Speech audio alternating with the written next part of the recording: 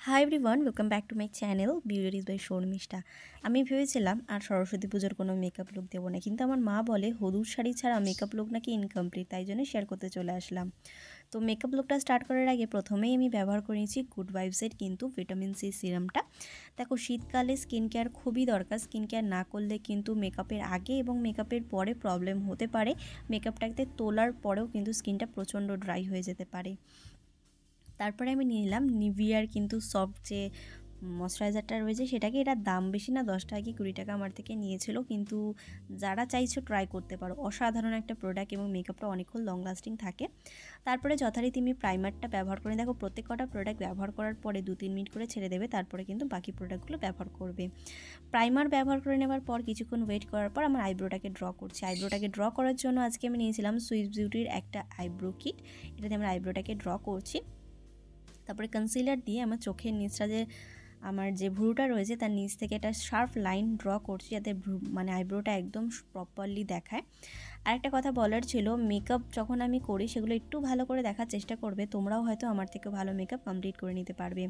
তারপরে আমি একটুখানি ব্লেন্ডিং কমপ্লিট করে নেবার পর ফাউন্ডেশনের দিকে চলে গেলাম। আজকে ফাউন্ডেশনের জন্য নিয়েছিলাম এলিটিনের একটা ফাউন্ডেশন। এটা খুব তাড়াতাড়ি ড্রাই হয়ে যায়, তো যারা ব্যবহার করছো তাদেরকে একটাই টিপস দেবো, খুব তাড়াতাড়ি ব্লেন্ডিং করে নেওয়ার চেষ্টা করো। আর যেহেতু ঠান্ডাকাল, সেই কারণে ফাউন্ডেশন আরও তাড়াতাড়ি কিন্তু ড্রাই হয়ে যায়। তো ব্লেন্ডিং কমপ্লিট করে নেওয়ার সাথে সাথে একটা কথা বলছি, মেকআপ যখন করবে চেষ্টা করবে একটু সময় সাপেক্ষ এবং ব্লেন্ডিংটা যাতে খুব ভালোভাবে হয়। কোথাও ব্লেন্ডিং করছো কোথাও না করছো, সেটা কিন্তু মেকআপটা খুব একটা ভালোভাবে বসে না। তারপরে মেন সুইস বিউটির একটা কনসিলার নিলাম। কনসিলার নিয়ে আমার ফেসটাকে একটুখানি কন্ট্রোলিং করলাম। কন্ট্রোলিং করে নেওয়ার পর আমি ব্লাশার ব্যবহার করছি। ব্লাশারটা একটু অল্প ব্যবহার করছি, কারণ হলুদ শাড়ি, তার ওপর আমি খুব একটা মেকআপের বেসও চাইছিলাম না, আমি যেহেতু খুবই লাইট ওয়েট একটা মেকআপ করতে পছন্দ করি। তারপরে সুগারের একটা কম্প্যাক্ট পাউডার দিয়ে আমার চোখের নিচে এবং ফেসের চারিদিকটা আমার একটুখানি বেকিং করতে ছেড়ে দেওয়ার পর আমি কিন্তু আই মেকআপ করতে বসে পড়েছি। আই মেকআপের জন্য প্রথমে আমি নিলাম কিন্তু একটা হালকা বিস্কুট কালার, তারপরে নিয়ে নিয়েছি কিন্তু ইয়েলো কালার। এটা হলো মেকআপের মেইন জান, কারণ আমার মা বলে হলুদ ছাড়া নাকি সরস্বতী পুজো ইনকমপ্লিট। ছোটোবেলাতেও তাই জানতাম, আর এখনও তাই আমার মা বলে।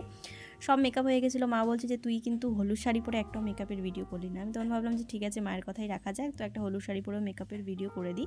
এখন আর এসব চল কোথায়, আগে চলতো খুব হলুদ শাড়ি না পরলে সরস্বতী পুজো ইনকমপ্লিট, কিন্তু এখন অনেকে অনেক রকম কালারই পরে। তারপরে কিন্তু আমি নিয়ে নিলাম ব্লু কালারের একটা কাজল, এটা ব্লু হ্যাভেনেরই ছিল। এটা আমি কি করব, আমার চোখের যে লাইনটা রয়েছে সেটাকে আমি একটুখানি ড্র করে নেবো, আর কোনাটা একটুখানি বাড়িয়ে রাখবো। এটা একটু ভালো করে দেখবে। তোমরা এর বদলে অন্য কোনো কালারও নিতে পারো, ব্ল্যাকও নিতে পারো, বা তোমরা গ্রিনও নিতে পারো। 3টে কালার খুব ভালো যাবে, ব্ল্যাক, গ্রিন এবং ব্লু। ব্লুটা যেহেতু হলুদের সাথে বেশি ভালো যায়, সেই কারণে আমি ব্লুটাই নিলাম। তারপর একটা ক্লিন ব্রাশ নেওয়ার পরে কি বলো তো, যে লাইনারটা তুমি পরলে সেটাকে একটুখানি স্মোক আউট করবে। সামনের দিকে বেশি এগোবে না, পেছন সাইডটাতে একটু লম্বা করে টানবে এবং একটু হালকা হালকা করে স্মোক করবে।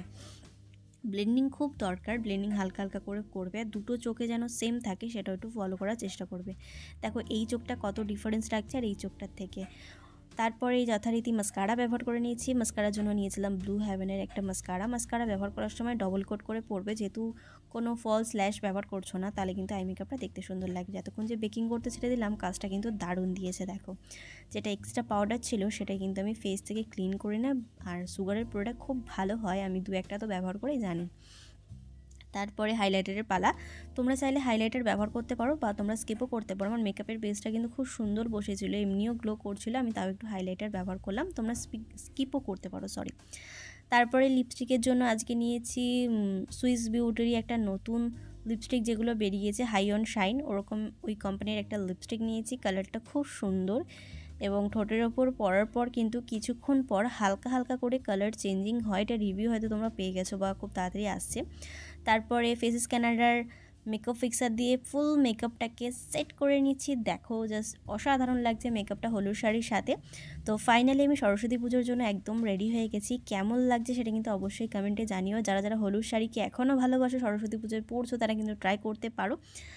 আর অবশ্যই ভিডিওটিকে একটু শেয়ার করো, আমাকে কেমন লাগছে সেটা কিন্তু জানাতে একদমই ভুলবে না। তোমরাও ট্রাই করো। আজকের ভিডিওটিকে আমি এখানেই সমাপ্ত করলাম। যদি ভিডিওটি ভালো লাগে তাহলে প্লিজ একটু লাইক, শেয়ার অ্যান্ড সাবস্ক্রাইব করে দিও। আজকের জন্য টাটা।